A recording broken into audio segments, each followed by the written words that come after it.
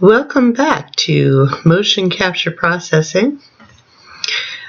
This is the final tutorial in the series, generated specifically for helping you with artifacts in the movement such as this. This is a very wonky walk where the head is moving side to side pretty radically.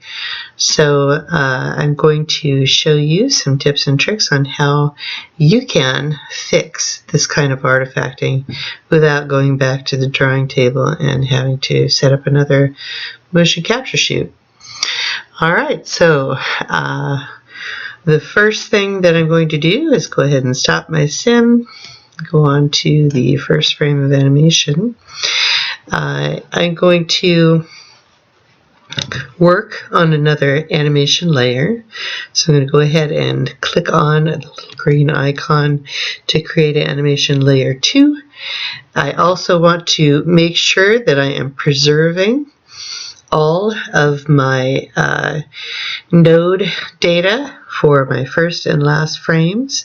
So I'm going to make sure to bake back to a control rig and go ahead and establish those keyframes.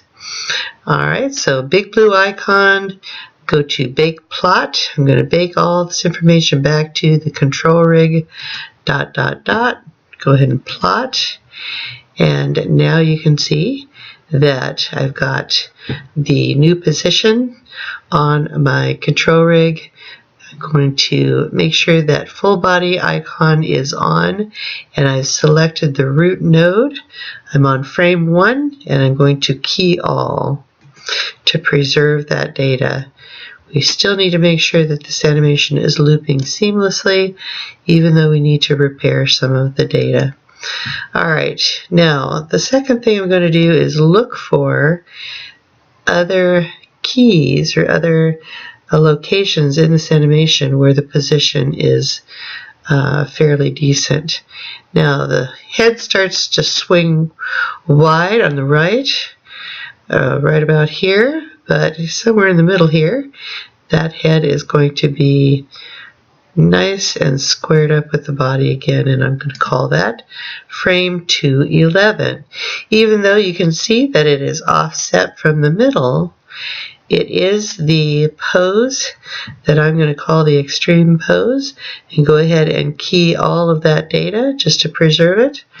Then I can go in and start picking certain bones that I need to modify, specifically the neck and the head. Alright, so since I don't want to key the entire body, I'm just going to key part of the body. I'm going to find that particular option, this icon right here, body part, and I'm selecting on the head. I'm making sure that I'm in the front view so that I can zoom in on that area. Now, what I'm going to do is find the extreme pose of that head and neck in the center of these two keyframes. That'll be my breakdown pose. That's the one I want to fix. So it swings wide all the way over. Before it starts to go back up, I'm going to call that frame 204. And at frame 204, I'm going to begin to fix the head and the neck. Alright, just double checking. I'm on a second layer. I've got my keyframes, key all on my hookup shots there, and I'm going to start tweaking on this particular pose. I'm going to zoom in for your benefit if you're watching this on YouTube. Now, you'll notice when I start to rotate the head, it's going to continue to tweak on the position of the neck. It's just a back and forth process at this particular key. Now I don't want to take all of that movement out, but I do want to take quite a lot of it out. So I'm just going to keep twisting back and forth until I get something that I am comfortable with. Alright, and then I'm going to make sure to select both of the nodes that I have been rotating and key them on that location. Alright, so now if I scrub between this key pose and this key pose, you can see that it's not as wonky as it was. It comes back up, and now I need to go ahead and fix this side. It looks pretty radical now, and I've got this one fixed. Alright, let me go ahead and do this one with you also so that you can see that technique one more time. I've established my full body keyframes for my extreme poses and the hookup shots. Now I'm going to find the breakdown or the extreme pose inside of those two keyframes, and it's where the neck and the head swing way over just before it starts to come back. I'm going to call it frame 216, and at that point I'm going to go ahead and start rotating the head, rotating the neck back. You don't want to take it all out because naturally it will swing that direction a little bit, but I am taking a lot of it out. So when I have a pose that I may be happy with, I'm going to go ahead and make sure that I select both the neck and the head and key. Place an animation keyframe on that location before I scrub off of it. Now I'm going to start way at the beginning, scrub through. Alright, swings a little bit that way, not nearly as much as it did.